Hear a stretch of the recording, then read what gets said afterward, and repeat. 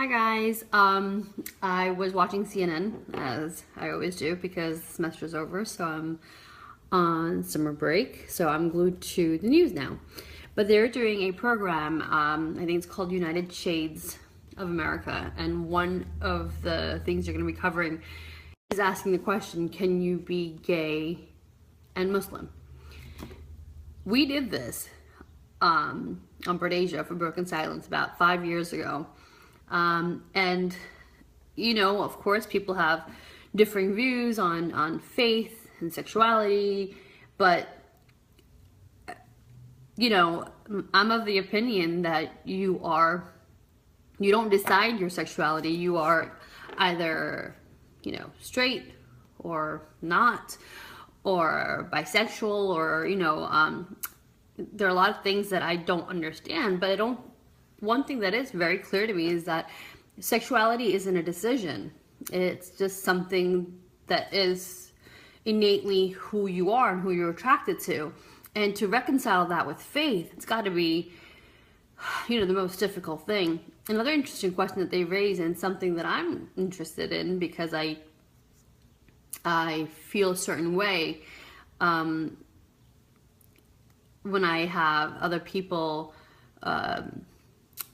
you know, look at me or stereotype me. And I know I talk about this before, and I know that all of you guys probably feel the same way, but they raise your question, what is a Muslim? How do you reconcile being a Muslim? Like, are you a Muslim only if you're wearing a hijab? And are you a Muslim if you fast? What if you don't? What if you are somebody who believes in the fundamentals of Islam, but happens to be more moderate? So that was another question that they raised that I thought was a very interesting one.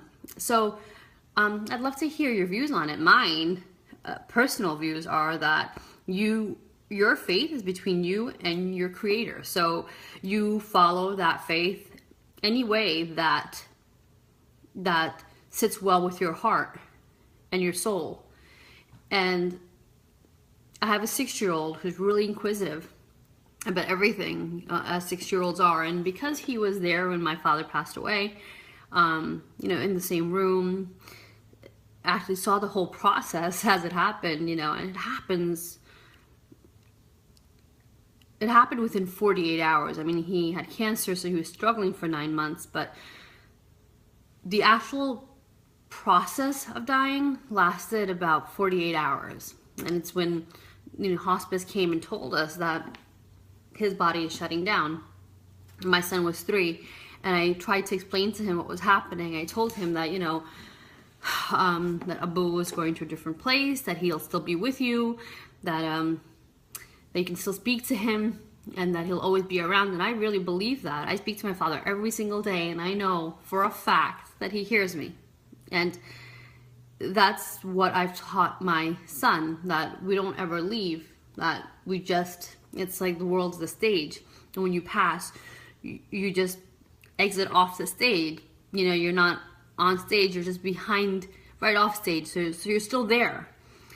Maybe I'm doing it to prepare him for when I die, or, you know, or he has to deal with death again, or maybe it's because it is really what I believe, and I've asked my father, this is going to sound crazy, to prove that he's listening to me by, you know, some insanely weird specific sign, and I always get it.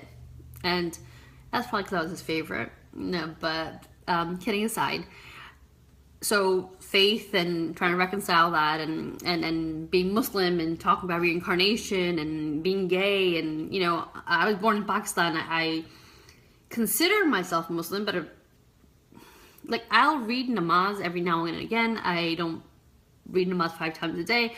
I guess I'm more spiritual than Muslim. I don't know, but what I'm trying to teach my son is that, you know, but there is a God, and there are angels, and there's a soul, and that this is just a shell. Like, this body is just a shell, and we're gonna leave this behind, and not to be afraid of dying, and instilling in him that right and wrong is what you do to other people comes back to you. So the laws of karma, and And I'm trying, but I'm, letting him know that the most important quality is kindness. It doesn't matter how much money somebody has, or how many toys they own, or how big of a house you live in. Look, this kid is my only child, and he's growing up with the privileges that I did not. And I want him to be grateful for it and realize that, not everybody has what you have. Some people are going to have more than you have, and some people are going to have less than you have, but that's not how you judge people. And that means nothing. It means literally nothing. What you own, material things, are just, they make you happy for like 5 minutes, and then that's it. So trying to instill those qualities are such a first world problem, but it takes work and effort, because 15 years from now, this kid could be, whoever he turns out to be will be predominantly because of the teachings of what I and my husband teach him, not what he's learned in school. And it's not what we say to him, it's how he sees us acting. So it's that kind of, the kids learn by watching, not really by hearing. So he has to see me be kind and see me be compassionate and have good manners. And one thing I don't tolerate is any disrespect to any elders. That's got to be the South Asian thingy. But if I ever hear him talk back to my mom or anybody older than him, or if he doesn't show the respect that I think the elderly deserve, there are consequences. So yes, the almost 7 minutes of rambling about a trailer that I just saw on CNN, but I just wanted to big up ourselves. Britasia, we did this 5 years ago, and CNN is doing it now. Thank you guys for watching.